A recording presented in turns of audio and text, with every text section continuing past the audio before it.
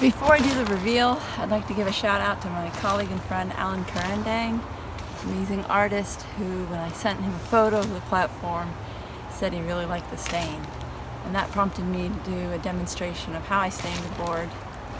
And I just wanted to say thank you, Alan. And now for the big reveal.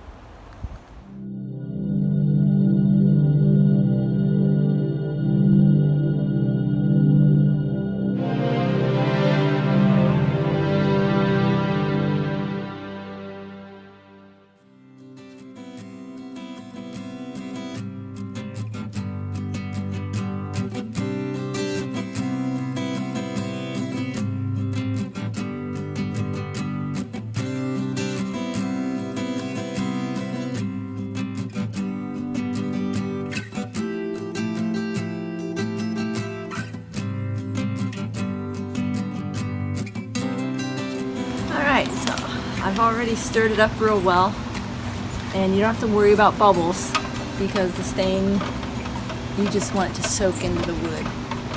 I also use this stain on the trim around the windows on the bungalow, and that was a cedar or a redwood. I think it was, no, I don't remember what we used up there, but this is just a typical Douglas 2x4. Before I used a brush or just a rag, but I've really been liking these sponge applicators because you can either put it on really thick to get down into the grooves and into the knots, and then when you brush over it, it soaks up a lot of the extra stain. Because I like putting the stain on heavy and then wiping it off, or actually rubbing it in, but your cloth can get just so saturated. That's why you got to have your gloves,